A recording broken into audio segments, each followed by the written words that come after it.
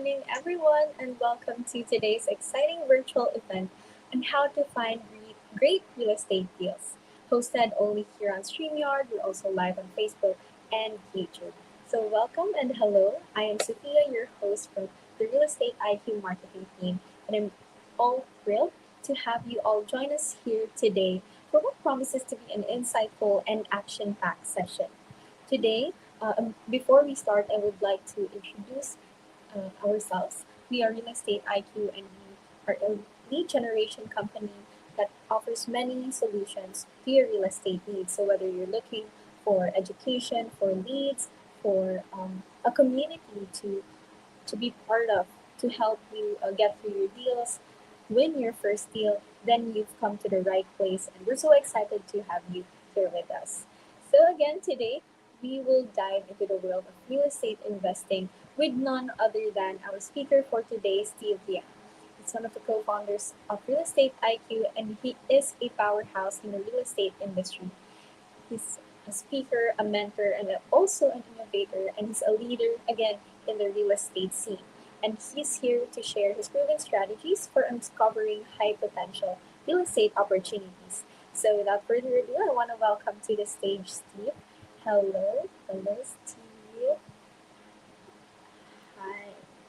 Hello, how's Hello. everybody doing? Welcome, and let's get started. Okay. Well, first of all, I want to congratulate you for joining us and learn how you can take control of your investment and your financial future. So we're probably all here because we know real estate investment it can be very lucrative if you know how to do it, right? The key words are how do we do it? And you probably personally know somebody who has invested in real estate and have made a big gain over time. They have made big profits, or they have built a substantial wealth through real estate. So the question is, how do we get into this real estate game? So we're going to learn a lot about the game and how do we make big profits. What are the ways to make these big profits? And a lot of details of how we do it. So first of all, a couple of success stories just to kind of show how lucrative real estate investment can be. Here we have a success story. I believe it's in Dallas. We're looking at $46,000 of profit. This is in Carrollton, which is, I believe, it's in Dallas County, the part of Carrollton that's in Dallas County. The other one is in Dallas, $85,000 in profit. Some people make that much in a year, right? In a yearly salary, or maybe some are, it could be an aspirational number for some folks. So in just one deal, you can potentially make this much. So the natural question is, how do I find these deals and how can I make money from these deals? So we're going to talk about all these, and we're going to dive in detail today. So my promise to you is that at the end of this webinar, you'll understand how you can find great deals. You understand the formula that you use to identify the deals.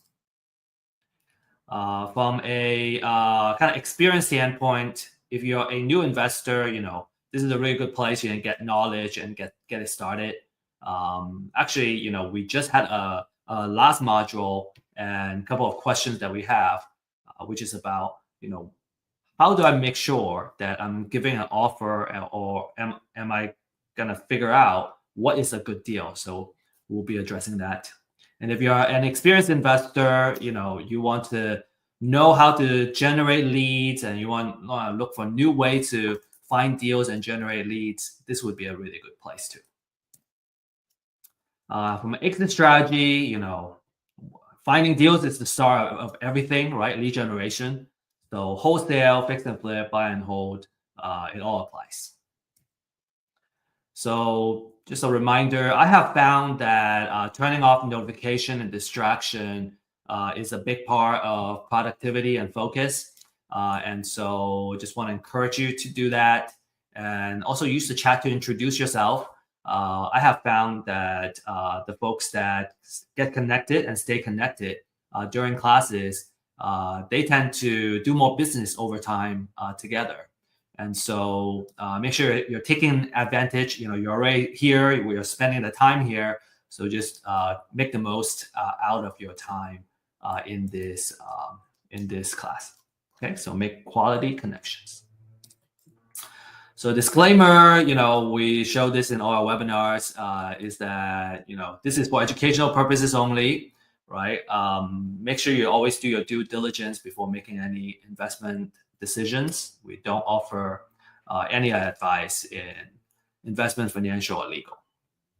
All right, a little bit of background. I'm an executive partner of Real Estate IQ, and over the years, I think just through doing and building the business, I would say my strength is probably more in the marketing side and the data side. My background is in science and engineering, and I was always interested in real estate. And I have family who have, I guess, thrived back in the days in real estate. So I always thought, okay, how do I get into real estate? Because if you're doing the right thing in real estate, you can generate a lot of cash flow, and it could be a really good way of making a good living and also making a difference in your community. The problem I found was that in real estate, it's hard to find knowledge. Just in real estate in general, I remember buying my first property as a homestead. I learned a lot from the real estate agent that I was working with. But it's very hard to find that information online or elsewhere. Even to today, it's still difficult, and it's harder for real estate investments. Right? It's a kind of niche place. You got to know where to look for it. And you're in the right place because you found it. I also found that for data and technology, it's hard to do that, find that for real estate investments. It's been getting a little bit better, but I think there's still a way to go. And also, it's hard to find mentors and fellow entrepreneurs to connect with, especially during the COVID time. We were kind of segregated socially, and it was just difficult to connect with people. So that's why we established Real Estate IQ to bring the knowledge, right? Webinars, classes. We also have paid workshops that you can take advantage of, and where we do deep dive in certain topics like fix and flip or buy and hold type of strategies. Real Estate IQ, our core product, is the deal finding data, so you can use it for your lead generation purposes. And finally, we are here to establish a community, right, to really kind of offer the support, because sometimes you got the knowledge, you got the tools and the data, but there are places where we just we get stuck. Sometimes it's a very, very small thing, but if we don't know how to do it, we just don't know. And so having that mentor and coaches that we can easily connect with and ask for help, I find that tremendously valuable. I have certainly benefited from that myself. Sometimes it's just like, okay, how do I fill out this section of a contract? If you've never done it before, you just don't know. And having somebody that walk you through it is just so valuable. Very, very appreciative of all the help I have personally got. And so we also want to offer that to you. All right, so that's kind of the background of real estate investments, and what we're looking at, what we're offering. And so now let's dive into the real estate deals, right? What are great real estate deals? Okay, so we have like two main agenda today. One is the business model, and a business model basically is how do you make money, right? How can you basically build a business, and how does this business make money through real estate? And I think when we can certainly look at a real estate deal and go, oh yeah, I'm making a profit off of one deal. But my question back to you would be, is that repeatable, right? If it's a business model, it is by definition, it's repeatable. and it can consistently make money and generate sales and revenue for your business. The second one is we're gonna talk about the different sources of where we can find the deals, and I will also give you kind of a little bit of insider tips of where the deals are. All right. So in terms of business model, the three main strategies are buy and hold, which means you buy the property, you hold it as a rental, and you become a landlord basically. And the tenant is gonna be paying you rent on a monthly basis. And this business requires the most amount of capital because you need to put down the cash in order to hold the property. Now there are ways to kind of build up that equity very quickly, called the Burr method. And we may or may not touch that today. But in general, when you're buying or holding a property, you need the most capital because of the down payment that you got to put down. The second strategy is called fix and flip. You buy it, you fix it up. Now you added value to the property, what we called forced appreciation. So we buy it at this price, we fix it up, we force it to appreciate at this value, and now we can sell it to a retail buyer, and we can make a profit in that difference. And then the third strategy is a wholesale. It's called wholesaling, which means you find this property and then you can sell it to another investor. And typically the investor would either be looking for a property for buy and hold or fix and flip. So your buyer, in this case, you're buying as a wholesaler, you're buying it from the motivated seller, and then you immediately sell it to a what we call an investor buyer or professional buyer, because they are kind of constantly looking for houses where it makes sense for their buy and hold or fix and flip business model.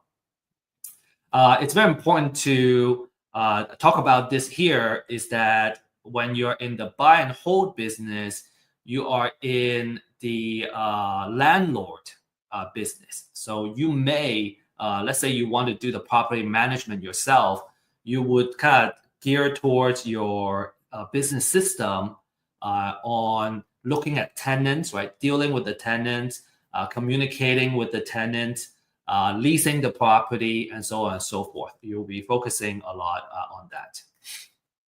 With fix and flip, you would be kind of in the construction business, right? You're buying the property, you're gonna fix it up, right? You're gonna do a lot of things on that property itself to force the appreciation. So let's say you do quite a few of these flips at the same time, you're basically running a construction business. And then finally, in wholesale, well, you are going to be interacting with a lot of motivated sellers. And on the other side, you're going to be interacting with a lot of professional or investor buyers. Well, you're kind of in that marketing and sales business. Okay, so those are kind of the focus that you're going to be in as you kind of decide what business model it is. And some people use a hybrid business model where they focus on two or all three of these strategies in part of their business. And so just want to kind of break that down for you so you are aware. In terms of capital, I already talked about buy and hold needing the most in general, because you need to put the money down. Fix and flip, it's going to require less personal capital if you borrow money from a hard money lender or a private money lender, which is what a lot of fix and flippers do. Now, in order to get funding and financing, the lender usually wants to see that you have some skin in the game. They want to see that you have enough liquidity to at least pay the monthly interest payments for this short-term loan for this fix and flip project. We have had a couple of lenders coming on our platform and really talk about it. I specifically ask about the liquidity type of requirements. And then for wholesale, in general, it doesn't need much capital at all for the property itself. Maybe you need some transactional funding to help with the transaction to happen. You will probably spend most of your money in lead generation and marketing systems. Okay, those can add up, but in general, it requires a lot less personal capital. This is a very popular strategy for folks that are just getting started or they're young.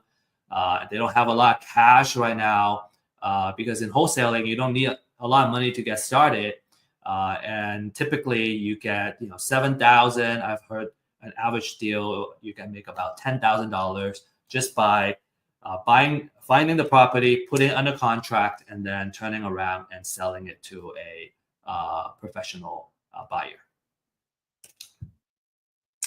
So, okay, so now let's look at some numbers. Okay, for buy and hold, a very important rule of thumb is called the 1% rule. And we always use the 1% to calculate the offer price, okay, for single family properties. So the 1% rule basically says that if I buy this property and I can rent it out for 1% of how much I buy on a monthly basis, then it would be a good deal. So it's just a very kind of rudimentary, preliminary rule, general rule of thumb, right? Because when I see a house that's say $150,000, I go, okay, can I rent it out for $1,500 a month? Right? It's a very easy way to kind of run that calculation. Now, in order to make it fit, right, to come up with that offer price that fits a 1% rule, we just need to do a little bit of kind of that manipulation where let's say I can find out what the market rent is, the market rent is, and let's say in this case, it's $2,500 a month, right? So in a big metro area, $2,500 can be very normal, or maybe even on the lower end. In the more rural area, this rent can be a little more than people are used to paying. So it all depends on your local area. So let's say the rent is $2,500. So I multiply that by 100, right? Because I want that 1%. And so now I come up with a number which is 250,000. And now let's say I need to fix up this house, and it's gonna cost $20,000 to put paint, a new carpet, all that stuff in place. Then when we subtract that from the 250, then I would know that my distress offer is $230,000. So in other words, if I kind of go from the bottom to the top, is if I buy at 230, I add the repair cost. So now my entire kind of out of pocket or entire spend is 250,000. So then if I can rent out for 2,500 a month, then it's a good deal, right? I can cover everything. Now, obviously, if I can buy it at less than 230,000, that's even better. But I want that 1% I want it to meet that 1%, so I'm in a good place. So the next slide, we're going to talk about that 2,500, kind of break it down a little bit to go, okay, this is why we need that 2,500 to be a decent deal. Another thing to kind of to look at here is that I put a wholesale fee here of $0. So for a wholesaler, right? Let's say I'm trying to sell it to a buy and hold investor. Well, I know the investor is gonna offer at most 230. That means if I want to make $10,000 here, then when I buy it directly from the seller, I want to mark it down by another 10,000. So I will offer 220,000 and make my 10K, and then the buy and hold investor will enter at 230 plus the rehab, and then that's how all that math will work out. All right. I think I will have some further examples in there. Okay, so this is just an example. Okay, so for that $2,500 per month, it needs to go somewhere.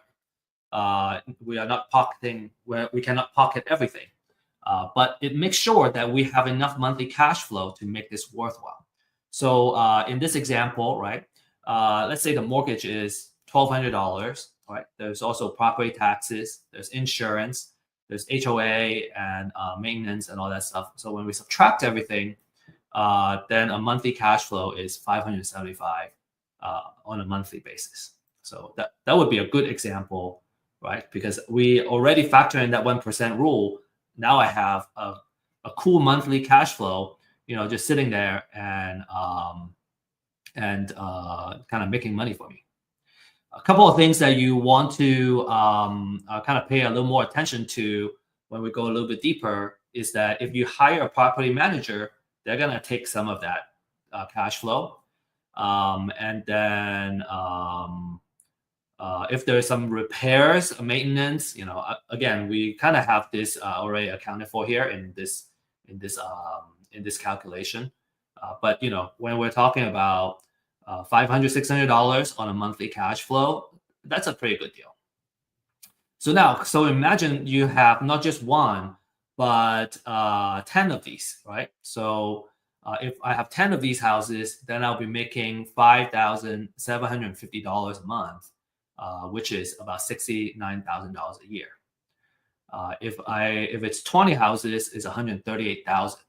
So that's a really good way to kind of make money, letting your properties working for you. Not to mention that your mortgage here, there is a part that pays the interest of the mortgage that's tax deductible, and then there's a part that goes towards the principal, which builds up your equity. So there's also, in addition to kind of that cash flow, there's also kind of additional benefits in the buy and hold. And like I said, you're in the landlord business. You either be working with a property manager or you're going to be property managing yourself, dealing directly with tenants, and you'll be paying a lot of attention about getting the place leased at all times, right? The vacancy can kill your profits. So you want to make sure that you have a good occupancy. You want to make sure the place is leased and constantly producing and generating cash flow. So vacancy and tenant quality are typically the two key things that you want to watch out for, because if you don't, it can eat up your profits. Okay. And we have, I personally have had experience where vacancy takes away, it's like a property sitting vacant for like 5 months, and now for the year you get a loss. Okay, so really kind of pay attention to it. So really stress that buy and hold is a great wealth generator. So if you can find a good deal, you can afford to hold on to it. Many things are working for you to help you build wealth. Number one is the cash flow. We just kind of talk about that. The second one is that you have appreciation, and it can hedge against inflation. You have the natural appreciation, which is the property value naturally goes up. On average, I have heard from a builder that in the United States, since the I forgot, maybe like for the past 70 years or something, don't quote me on that. The entire United States, on average, has been appreciating by 3% per year. And that's the entire United States. Some metro area where it's growing faster, maybe doubling that. So you might have seen your property, if you have been holding properties, that the value has doubled in like 10 years, right? We have that rule of 72 to come with that. If it doubles in 10 years, then you're looking at about like 6%, 7% of yearly appreciation. So that's natural appreciation. I kind of talked about the forced appreciation, which is you're actively like fixing up the property to bring it to the market value. So if you bought it at a good price, you force it to appreciate, and now it's worth more. So that's two things working for you. Natural appreciation, more passive, right? As the market goes up, you go up. Forced appreciation is more active. You fix it up and you bring up the value. You also have tax savings, right? You got depreciation, taxes can be written off. You can also write off operational expenses in the property. And then finally, I kind of talked about that, which is the loan pay down, right? So as you pay more and more towards the principal, your equity gets built up, and then now you own the property, say outright, and And now, every single month you just have free cash flow, basically, that you don't have to pay any more mortgage of if it's already paid off. So you have like kind of four main things working for you when you do buy and hold, which is a fantastic way to build wealth slowly through real estate. A lot of people love that. All right, so next let's talk about the fix and flip. And in fix and flip, we do the 70% rule. So that's another rule of thumb, right? So we talk about a 1% rule of thumb. I kind of talk about the rule of 72, which I didn't really go into too much detail. We can deep dive into that another time. The second main rule is the 70% rule. Okay, so for the 70% rule, you use the 70% rule to calculate the offer price. So what that means is, well, I want to only put in as much as 70% into the property because I need that 30% to pay for all my other costs and still make a profit. That's basically what it is. So if I know what the after repair value, which is the market value after the house is all fixed up, if I know it's $500,000, I take 70% of that, and that would give me $350,000. And let's say in this example, the repair budget is going to cost $70,000. So we subtract all that stuff, and our distress offer would be $280,000. I talked about the 30%, so let me give you an example of what the other 30% could be. In this example, okay, so 30% of the 500,000 is 150K, but we don't pocket all of that, okay? There's also all kinds of costs that goes into the just cost of doing business, and but we'll still be looking at a decent enough profit, okay? So in this case, there's closing cost, there is holding, right? So every day there is insurance. There is utilities, water. There is I guess the interest cost, daily interest cost is part of the financial cost. So all of those kind of adding up will. So you as a fix and flipper, you want to manage your cost, and I think in general is by reducing your holding costs by making sure that your project doesn't run a long time, because the longer it takes, you're going to have a higher holding cost, and then your financial cost is going to be more as well if you got the funding from either private lender or hard money lender.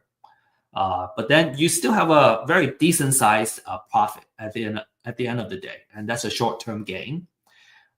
It's a fantastic return for just one project. So if you just do one or two projects at this kind of a number on a yearly basis, that's already a pretty good place you want to be. Obviously, if you do one per quarter, now you might be making more than a regular salary.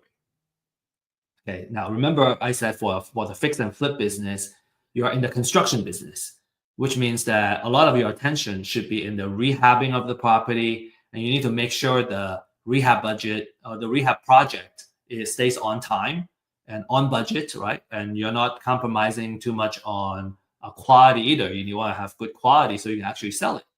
And so cost overrun and project delays can eat up this profit. Lastly, we have the wholesale business. Wholesale, again, is very popular. It doesn't need a lot of capital to get started.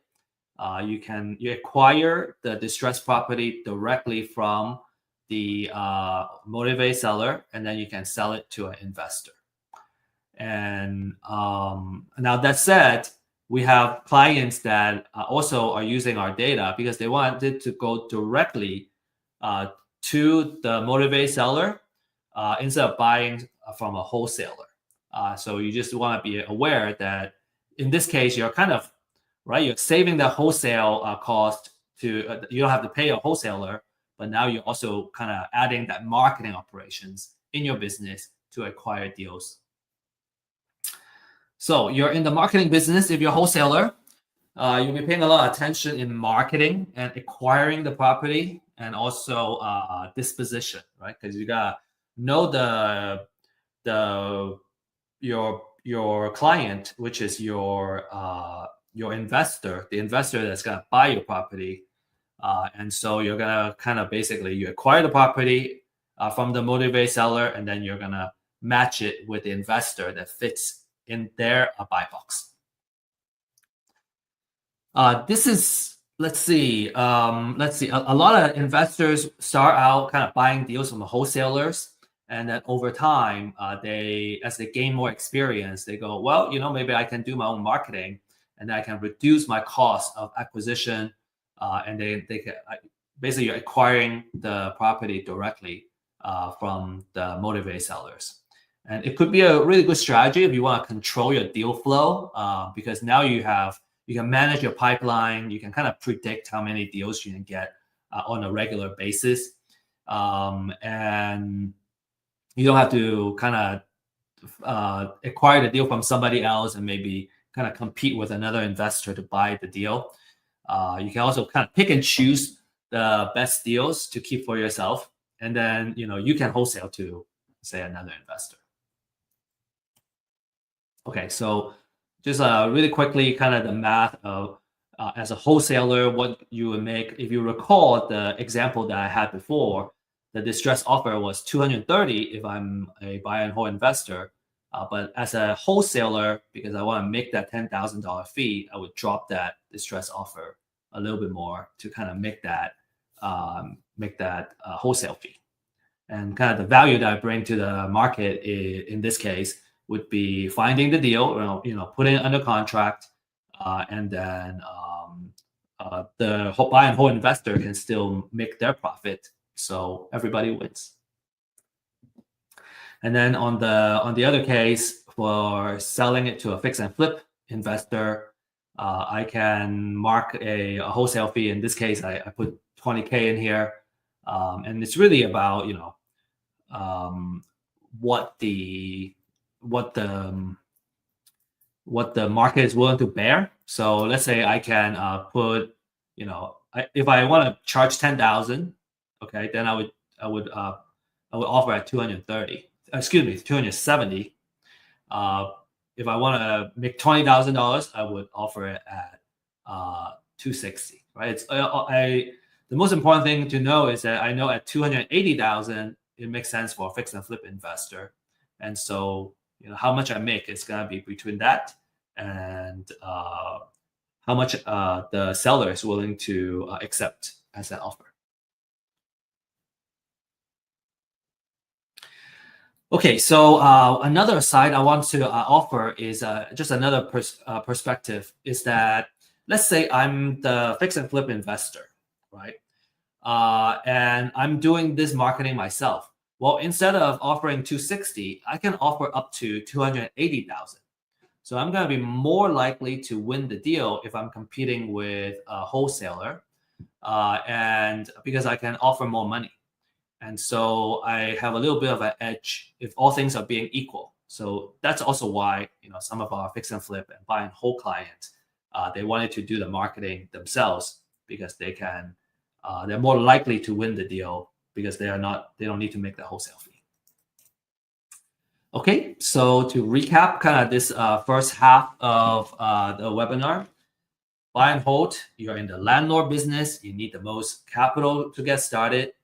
And maybe right now is a good time to say that there's a way, let's say you're buying a distressed property that needs to be rehabbed. The strategy is called a BRRRR method, BRRRR. You buy, you rehab, you rent it out, and then you refinance, and then you repeat. So when you're doing that, then it requires less kind of personal capital to do the buy and hold. So pay attention to that BRRRR strategy. We have material that talks about what BRRRR is. We actually have an ebook about BRRRR, and you're welcome to look for that and download that on our website. The fix and flip business, okay, you're in the construction business. You're going to be managing contractors. You're going to be looking for the project, making sure it's on time, it's on budget, and you can sell the finished product at the after repair value. Okay, and then wholesale, you're in the marketing business. It's about how many leads you can reach out to, and also closing the deal, and then turning around and finding a buyer for this particular property. So you can make your wholesale fee. All right. Okay. Here is the secret. Okay, this is the I wouldn't say a more important part, but this is certainly a really important part, which is what are the secrets of finding great deals, right? All the business model talk is great, right? But how do we put that into action? How do we find the deals? Because when I find the deal, I can make the profit. So it's all about finding that deal. And experienced investors, we know that money is made when you acquire the property at a good price. When you are able to get the property and there's enough equity in the deal, right? There's enough, if it's at a good price, it wouldn't be hard to find funding. It wouldn't be hard to find a partner and get everything done. So, everything starts from finding a great deal. And the secret of finding and acquiring great deals is having motivated sellers. It's about finding and locating the people that motivate to sell for whatever life reason it is. And I would say that in general, there's a need for immediate cash, for one reason or another. And we'll talk about the different life reasons. All right, life happens, and because of that, they are in some form of financial distress. And because real estate is not liquid, in order for them to sell quickly to address the life situation, they tend to need to accept a lower price than what the market is going for, so they can sell quickly. And I think I'm just gonna leave it at that. There's so much more I can talk about. Okay, so the concept is called live data, and live data is basically a signal of something that's happening in the person's life. And life happens like every day, everywhere, right? Life happens to all of us. It's universal. Every day, new babies are born, and some people die. So every day, some people get married, some people get divorced, and sometimes they get into financial trouble. And so if you kind of start thinking about the stage in someone's life as they grow up, have kids, get married, have kids, stay in the marriage or get divorced, they get old. There are stages in their life where they're more likely to buy something, sell something, and so on and so forth. So if we can kind of really capture that information, capture that data, capture that life-changing events is what I call it. And for those who have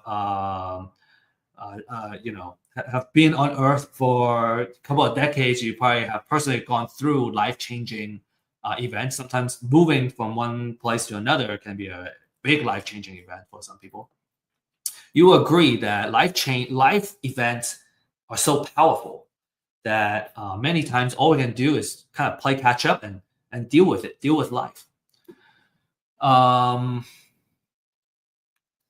So imagine that if you are a marketer, right? How valuable that data is, because when I know that data, I know kind of in general what they need. And so if I know this person is about to get married, I can kind of predict that maybe they're already looking to buy another house, or in a couple of years, they're going to be upsizing, and then they're going to want to buy another house and probably move from, let's say they were living in the city before, they're going to want to move to a bigger place in the suburbs. And so, just kind of in general, in theory, right, the different products and services that you can offer them is tremendous, right?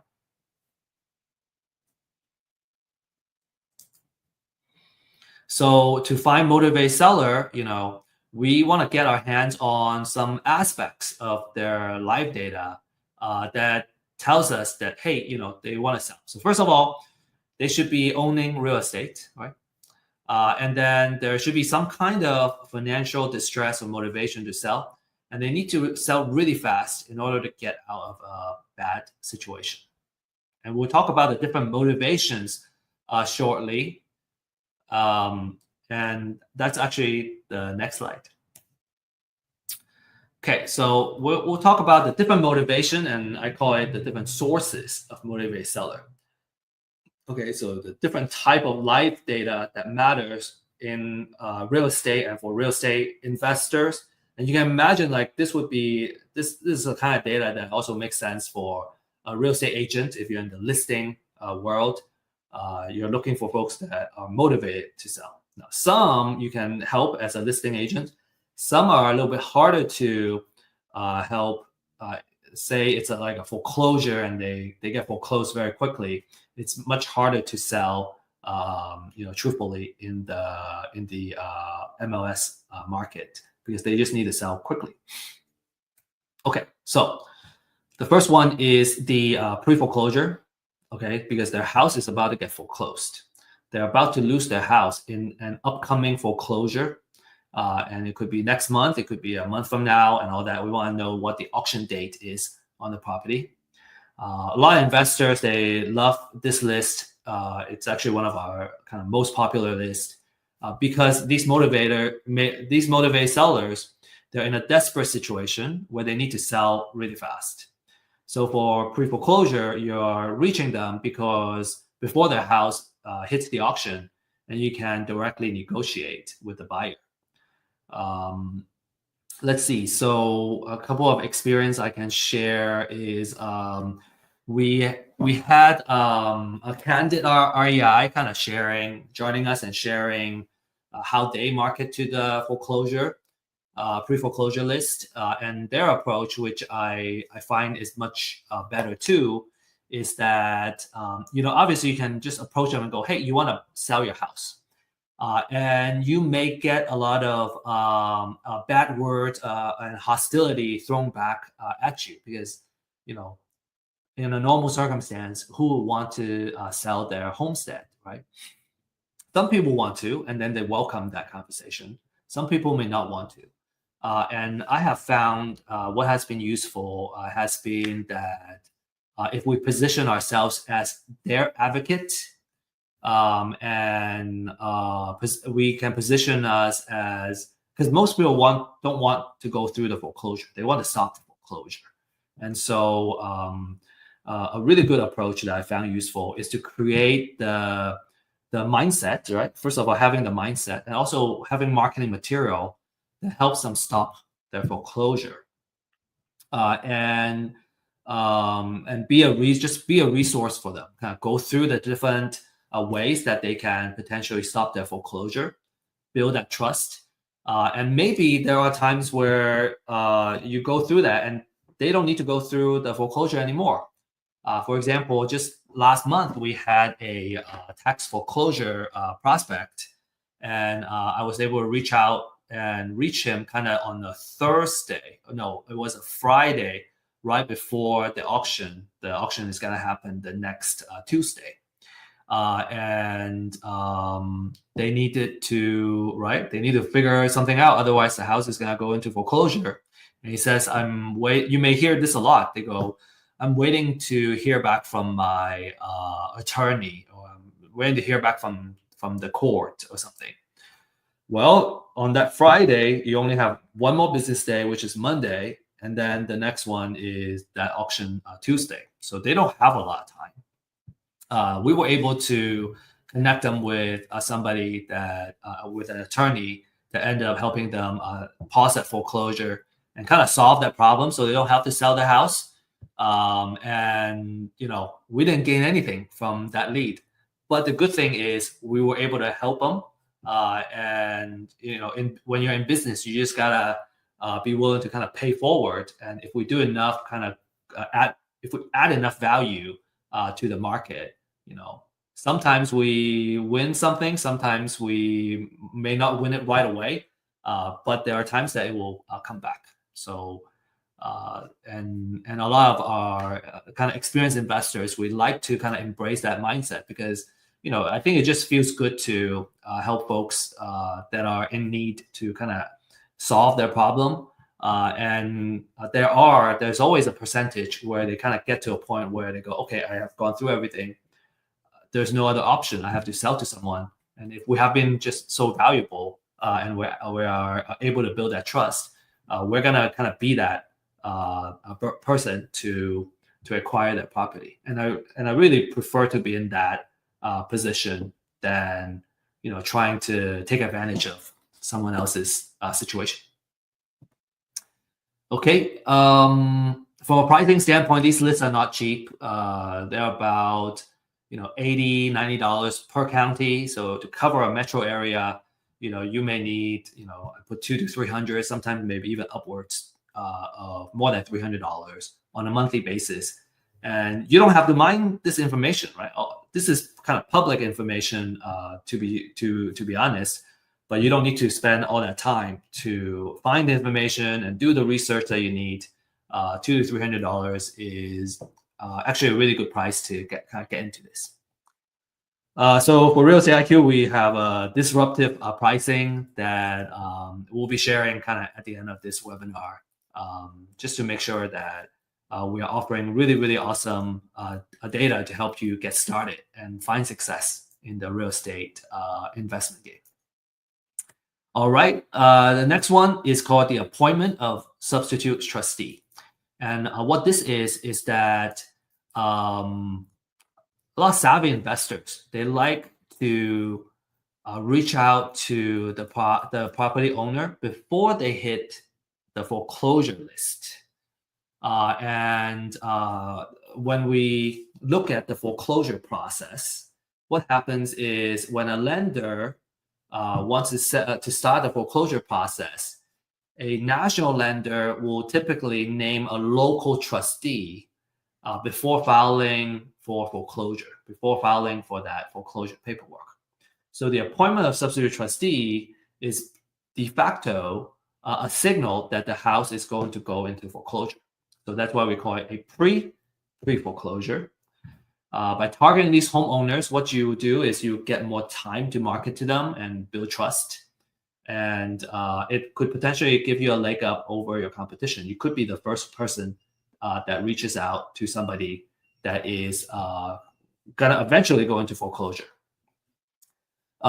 We have a very popular class. It's called The Secret of Building an Endless Deal Flow, that focuses on how to put together a marketing campaign and building a consistent pipeline for deals. And if you are interested in kind of, building, learning more about marketing and nurturing leads and all that, which is, very fitting to this type of leads, I would highly recommend that class.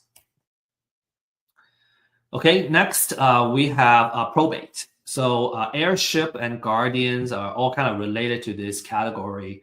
So what happens is if someone owns real estate property and they pass away, and they will end up leaving the property to their heirs. And if there is a will in place, it will go into probate. If there's no will in place, it will go into an affidavit of heirship. And when it comes to kind of the handling of the estate, well, the house is an inheritance, right? Maybe there are a couple of potential motivations. It could be that there's enough equity in the house. They just want to cash out and kind of pay for other things in their life. It could be that the house is sitting there, it's not generating money right now, right? It's vacant.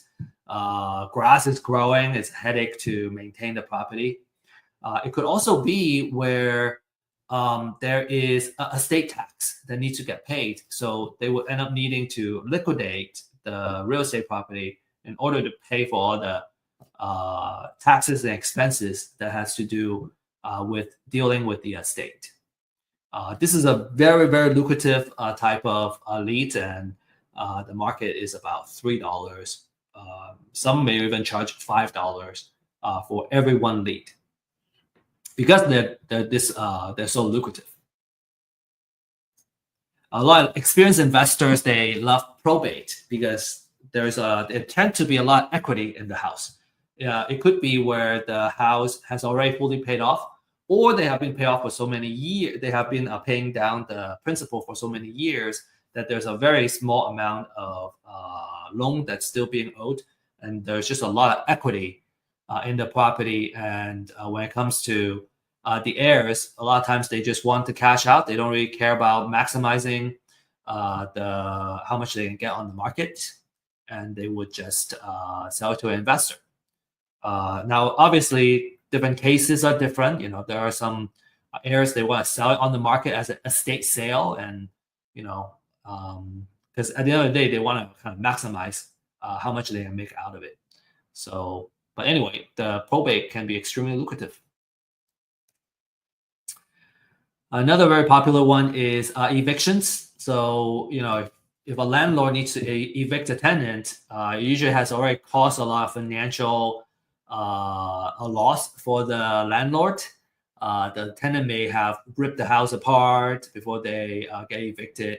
So these landlord may maybe just like, hey, I I bought another house and I didn't want to sell this house, so I turned this into a rental property.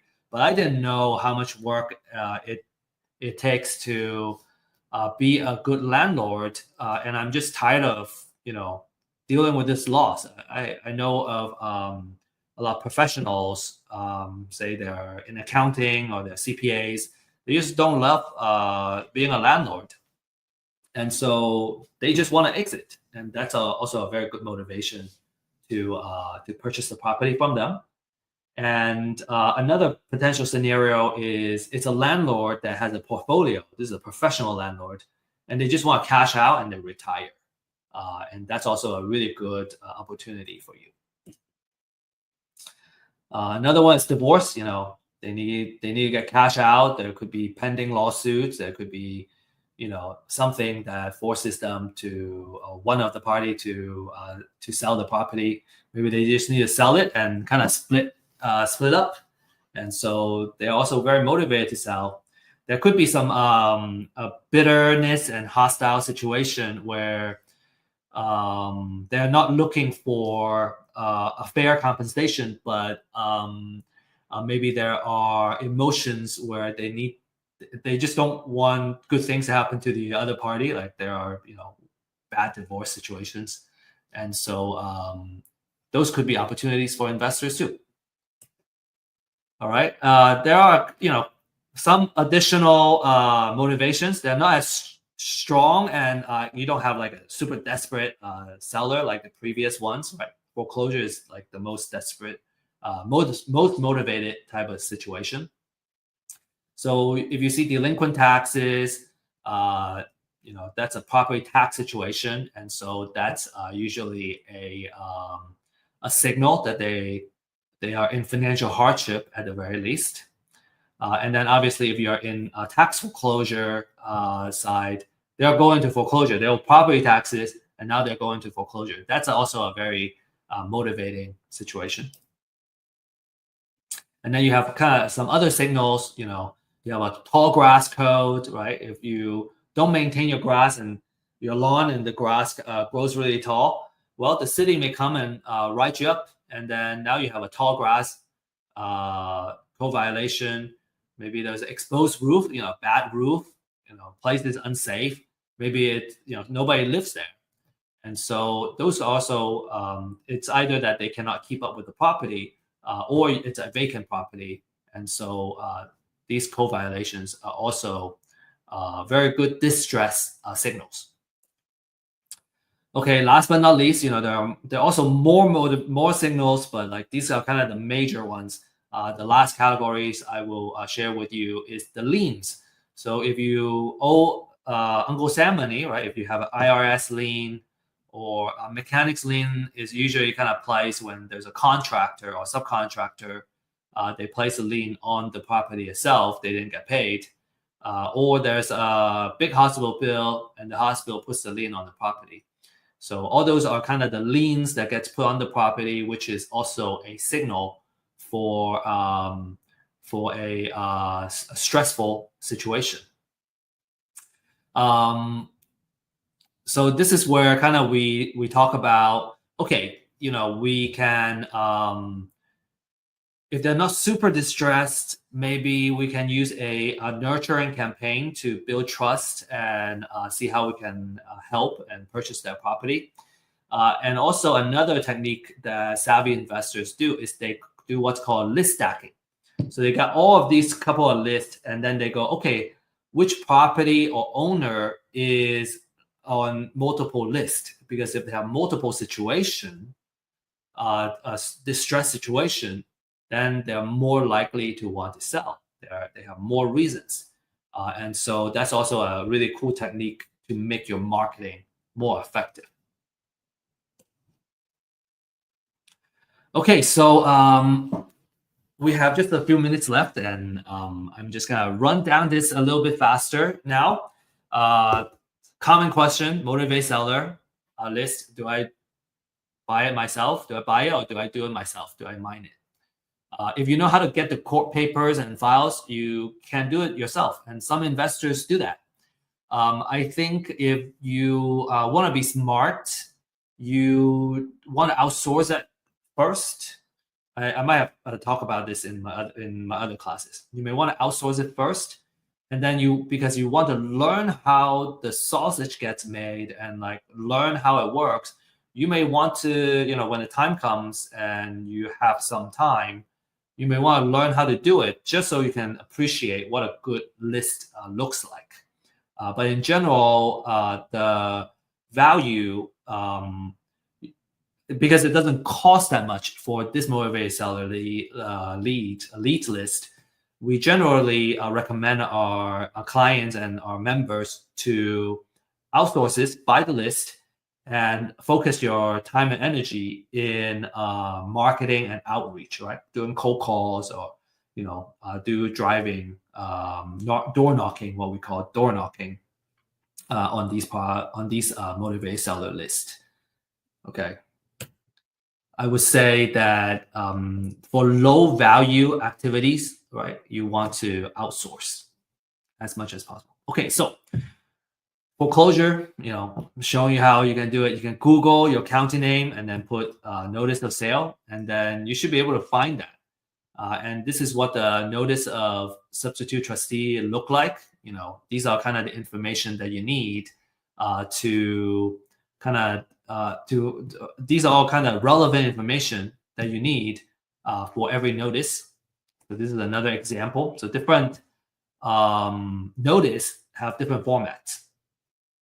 Okay, so the most important thing is the address, the owner, and the trustee information. And then what you want to do is you want to research the property information, how much you can assess it.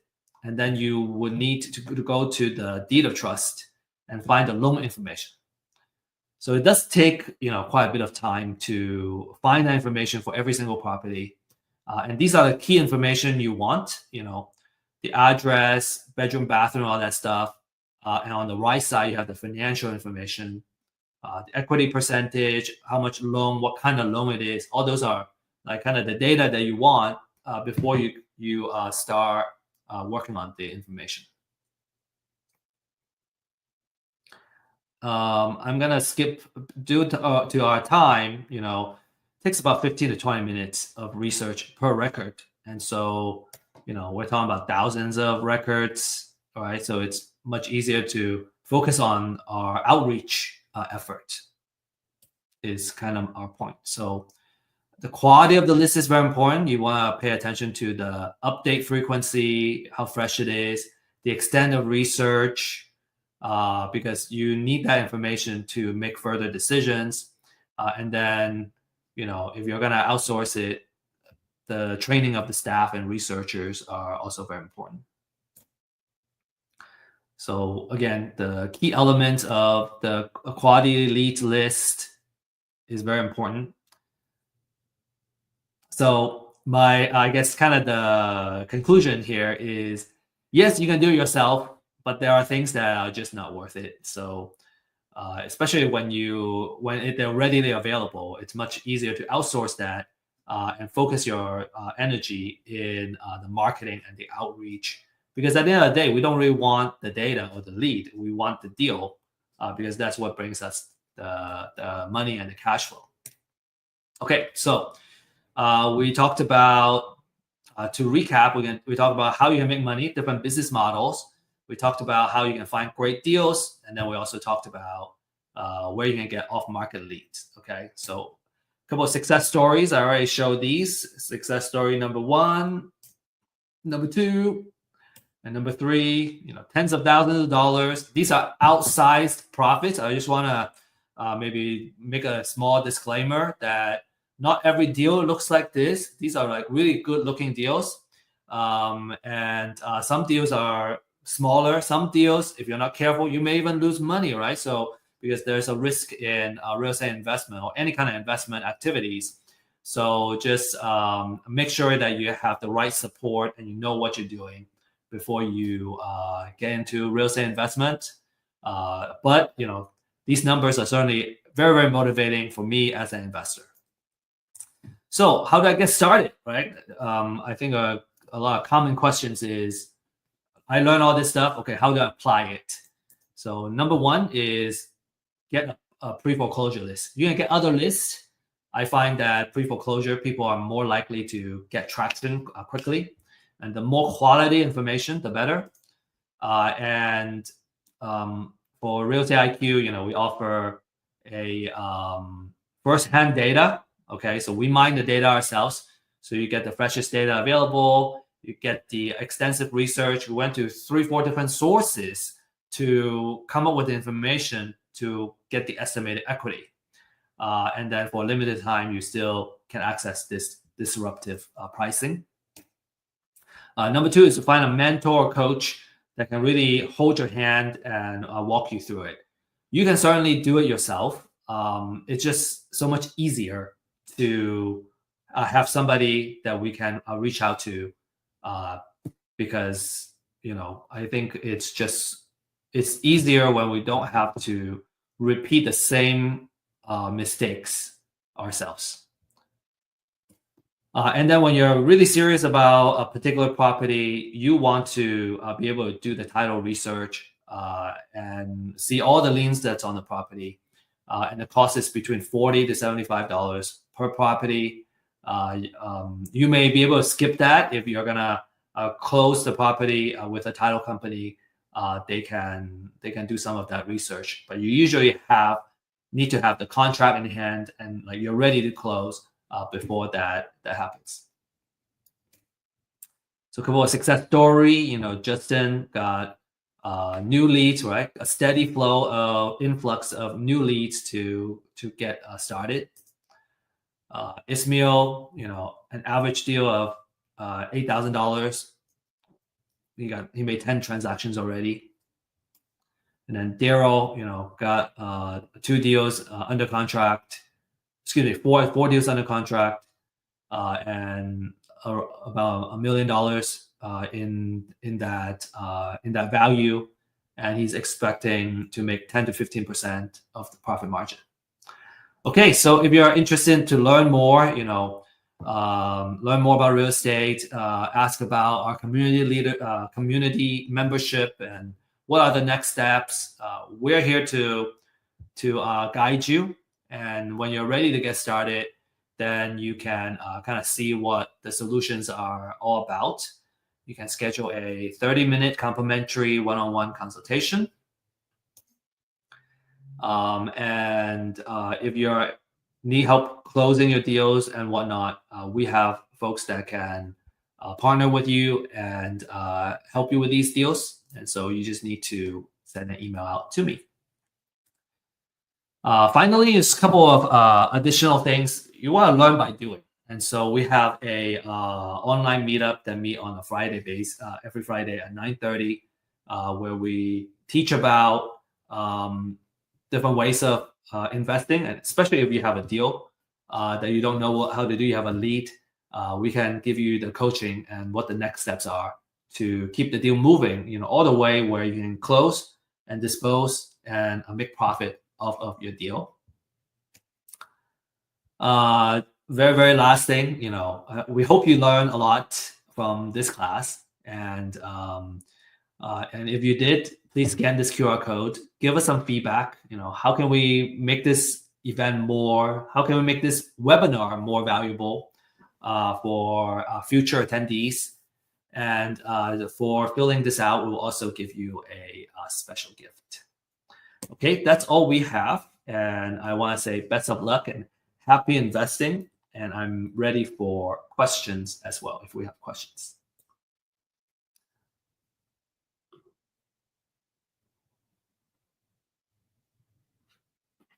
All right. We have a couple of questions here. Okay, some recommendation ask. Tracy is asking, can you repeat again what we can do as an investor? I have low capital, just starting. I would say wholesaling, it would be a good way to get started. It doesn't require a lot of capital. You do need a small amount of marketing budget on a monthly basis, and you want to budget, I would recommend 6 months, okay, 3 to 6 months. So let's say you have $500 every month to kind of invest into this, right, to build your marketing, and you also need your time, right?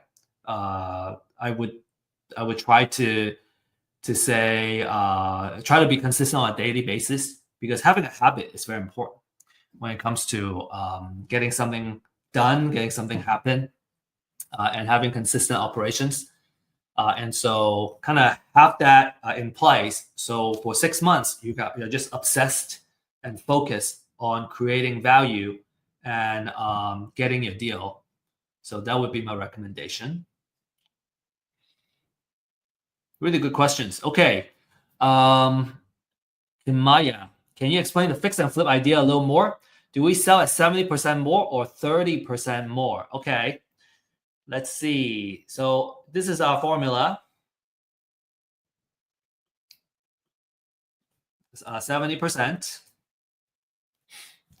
So basically, when you come all in, you would end up making or putting in $350,000. So the house is gonna have $350,000. You're gonna sell it at $500,000. So you're gonna be selling it. You're gonna be making 30% of the after repair value. Okay, that 30% is how much your kind of gross profit is. And I say gross profit loosely because it's not exactly what it is, but you make that 30%, and that 30% goes into paying your other costs, and then you get your gross profit. What marketing do you use to do on your deals? We are using cold call. So basically, what we do is we sign up for the premium plan that has phone numbers, and also comes with email addresses. So that helps us do the outreach of phone calls and also emails. Some people use mass texting as an outreach. I have also used Facebook ads, and those help. Okay, Craig asking, does forced appreciation still work even though the community is not attractive for investors? Does forced appreciation still work? If the community is not attractive to investors, I think that's pretty broad comments, Craig. I would say if it's not attractive if the community is not attractive, is it one investor? Or do you talk to 100 investors and they all say no? Because if that's a no, that would probably mean nobody wants to live there, and the market value is not worth it, right? There's no market value. Usually, your after repair value is based on what houses are selling for in that area, and that's a very it should be an updated market data. And so when that happens, then you have the market value, and then I would say forced appreciation should work. If it's a good deal, an investor should find it attractive. Okay, there's a question about distress offer. Okay, so what's a distress offer? It would when we say distress offer, there's another term called maximum allowable offer. and it's basically the same thing. It's how much we offer to the owner who are distressed, right? Because if they really want to sell at top of the market, they can fix it up themselves. They can sell it in this case at $500,000, but they don't have the cash to fix it up, right? And they're distressed. They need to sell fast, and so that's what we mean by a distressed offer. All right. Okay. So I hope y'all learn a lot. And again, appreciate your questions and you joining us. We do have another event coming up, and that's next Thursday, same time. We have a different format. It's called Ask Me Anything. We have AJ Page joining us, and AJ is a very successful wholesaler. He's from California. I think he hasn't spoken on our platform yet. And so really excited to have him here. He has done a lot of deals in and all kinds of kind of investment strategy. So come prepared if you have questions about, creative offers, title, any kind of deal related questions, how to close deals, what are the best software tools to use for your wholesale business.